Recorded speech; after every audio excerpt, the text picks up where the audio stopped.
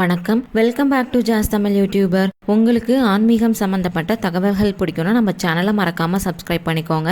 இன்னைக்கு இந்த பதிவில் நம்ம பார்க்க போறது, நாளைய தினம் பார்த்தீங்கன்னா ஆனி மாசத்துல வரக்கூடிய தேய்பிறை பஞ்சமி. இந்த தேய்பிறை பஞ்சமியில நம்மளுடைய பிரச்சனைகள் எல்லாம் தீர்றதுக்கும், நம்மளுடைய கடன் தொல்லை தீர்றதுக்கும், வருமானம் அதிகரிக்கிறதுக்கும், குடும்பத்துல சண்டை சச்சரவுகள் இருந்துகிட்டே இருக்கு, அதெல்லாம் சரியாகணும் அப்படின்னு நினைச்சீங்கன்னா நாளைய தினம் நம்ம வாராகி அம்மனை எப்படி வழிபாடு பண்ணணும் அப்படிங்கறத பத்தி தான் இன்னைக்கு இந்த பதிவுல நம்ம தெரிஞ்சுக்க போறோம். அதுக்கு முன்னாடி உங்களுக்கு ஆன்மீகம் சம்பந்தப்பட்ட தகவல்கள் பிடிக்கும் அப்படின்னா நம்ம சேனலை மறக்காம சப்ஸ்கிரைப் பண்ணிக்கோங்க.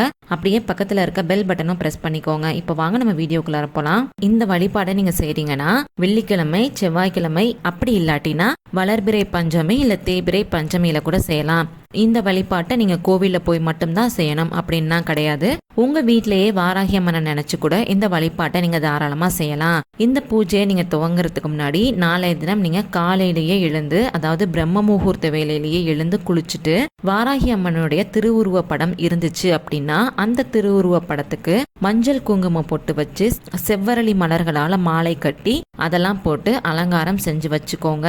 அதோட சேர்த்து சாம்பிராணி, ஊதுபத்தி இதெல்லாமும் ஏத்தி வச்சுக்கோங்க. அதுக்கப்புறம் ஒரு சின்ன தட்டுல பச்சை பயிரை பரப்பிக்கோங்க. அதுக்கு மேல ஒரு அகல் விளக்க வச்சு, அந்த அகல் விளக்கு பாத்தீங்கன்னா பஞ்சமுக விளக்குல இப்ப கிடைக்குது இல்லையா, அதை நீங்க வாங்கிக்கிட்டீங்கன்னா ரொம்ப ரொம்ப நல்லது. அது இல்ல அப்படிங்கிற பட்சத்துல நீங்க ஒரு அகல் விளக்க கூட நீங்க தாராளமா ஏத்திக்கலாம், அதுலயுமே தவறு கிடையாது. அதுல நெய் ஊத்தி பஞ்சு திரி போட்டு தான் தீபம் ஏத்தணும்.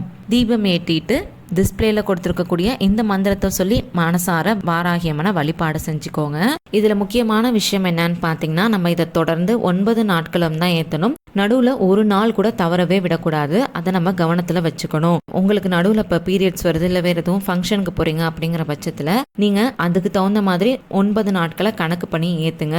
நாளைக்கு வரக்கூடிய பஞ்சமியிலேருந்து ஏற்ற முடியும் அப்படின்னாலும் நீங்க தாராளமா ஏத்தலாம். இந்த 9 நாட்களுமே பாத்தீங்கன்னா காலையில எழுந்து குளிச்சு முடிச்சுட்டு அதுக்கப்புறம் தான் நீங்க வாராகி அம்மனுக்கு இந்த தீபத்தை நீங்க ஏத்தி வழிபாடு செய்யணும். இதை நீங்க தொடர்ந்து 9 நாட்கள் ஏத்திக்கிட்டு வரப்ப கண்டிப்பா உங்களுடைய வேண்டுதல்கள் நிறைவேறும். 9 நாட்கள் இந்த தீபத்தை ஏத்தி நீங்க வழிபாடு செஞ்சதுக்கு அப்புறம் அந்த தட்டுல இருக்கக்கூடிய பச்சை பயிரை பசுமாட்டுக்கு நீங்க தானமா கொடுத்துருங்க.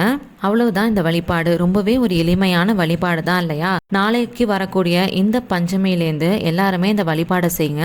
கண்டிப்பா உங்களுடைய வேண்டுதல்கள் எல்லாமே நிறைவேறும். நம்ம பொதுவாவே இந்த வழிபாடோ வேண்டுதலோ செய்யறப்ப நம்ம முழு மனசோட நம்பிக்கையோட செஞ்சா மட்டும்தான் அதுக்கான பலனானது நமக்கு கிடைக்கும். அதனால நம்பிக்கையோட செஞ்சு நல்ல பலன்களை பெற பாருங்க. உங்களுக்கு இந்த பதிவு பயனுள்ளதா இருந்துச்சு அப்படின்னு நீங்க நினைச்சீங்கன்னா மறக்காம லைக் பண்ணி, ஷேர் பண்ணி, கமெண்ட் பண்ணுங்க.